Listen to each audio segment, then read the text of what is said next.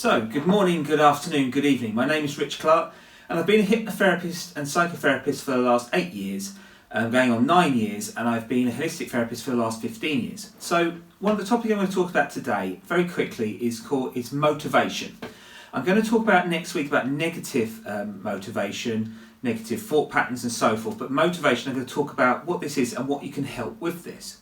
So, motivation is an internal or external drive that initiates, guides and maintain goal-orientated behaviour. It encompasses biological, emotional, social and cognitive forces that activate this behaviour.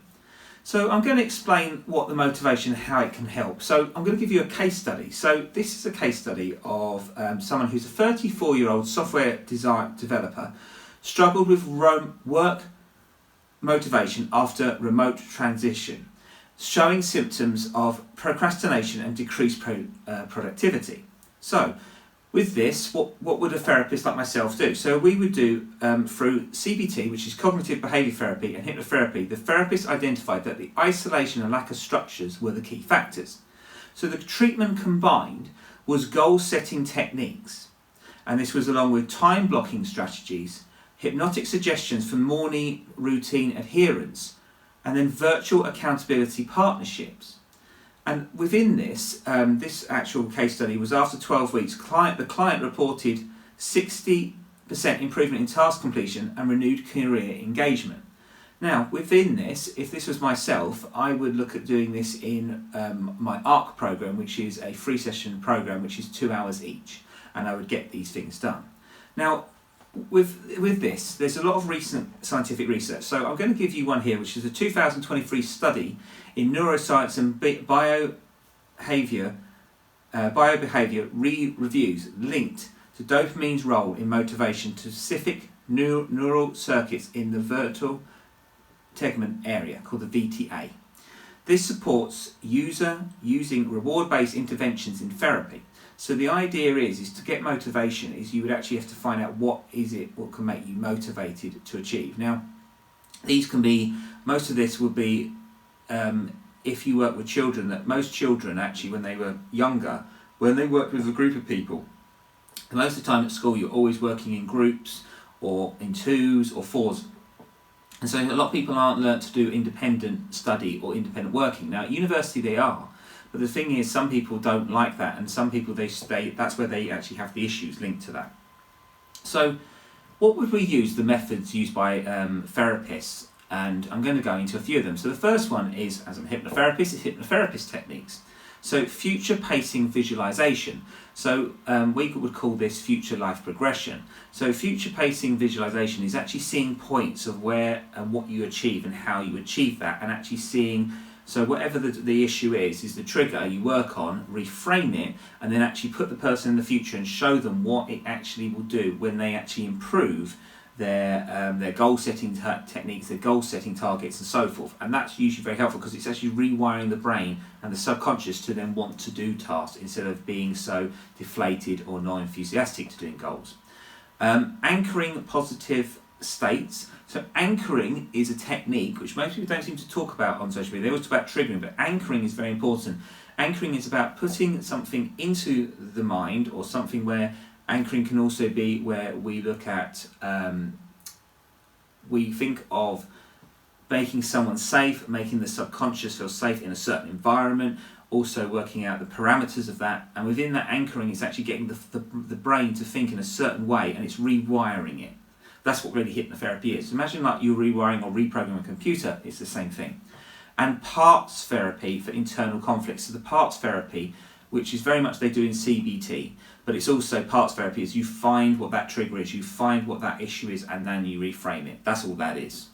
So number 2, CBT tools, which is cognitive behavior therapy. Now cognitive means this is just goes more into it, which again is a hypnotherapy technique. So motivation scaling is scaling the motivation and pushing that with somebody. Activity scaling, so how you use your activities in the day, how you shape yourself, how you be more organised. And behaviour activity, again, your behaviour and how you respond to things. So again, this is where we talk about triggering, we talk about how you respond to that actual issue or whatever comes up. And then SMART goal setting. So you may hear this a lot in business, and so I'm going to explain this in a little bit more detail. So what SMART business setting is. So SMART goals or workshop is, S is specific, describe your goal, what your goal is. And the M is measurable, how can you track your progress. A is it achievable, is it possible. R, relevant, so does the goal align with the bigger picture, so the long-term gains. And T is timely, what is the deadline? What is the deadline to achieve all these things?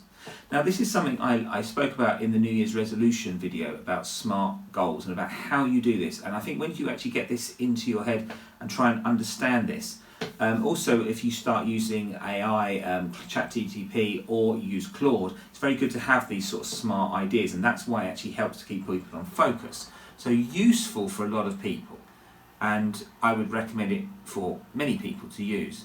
So now the next one is psychotherapy approaches. So the psychotherapy approach is it values clarification of what they need to achieve. So the clarification is always where, when people get very goal setting or motivation, they have to see that clarification of why it's needed. Yeah. Internal dialogue resurfacing, so this is the inner voice we call, and this is where you work with this because the subconscious is what controls 95% of your decisions. Though it's only 5% of the brain, as they class it as, but it dictates the decisions you make. And the solution phase brief therapy. Now this solution phase is actually finding out how you get over solutions. What is your motivation to do that? And this is where motivation is useful for these ideas.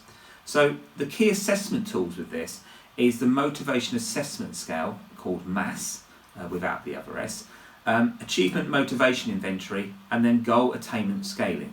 And all these treatments, the efficiency depends on proper assessment of the motivation type. Is it intrinsic, the issue, or extrinsic? And the underlying barriers to action. So this is the thing, sometimes some people have got very intrinsic motivation to do something, but the environment they're in isn't very positive.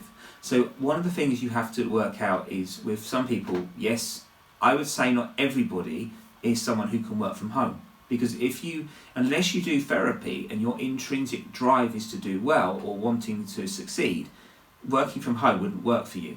Whereas someone with extrinsic issues or motivation is that everybody around them can motivate them. And that's where I think there is always this issue. So sometimes not everybody needs to work from home. Sometimes people need to be around another load of people in an environment.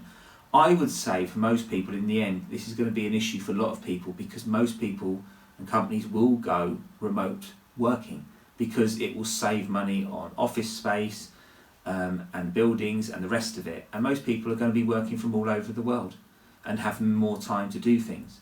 So anyway, this is just talk about motivation. I'm now going to talk about, in another few minutes, about another topic about meditation advice and how this would actually help you for your motivation.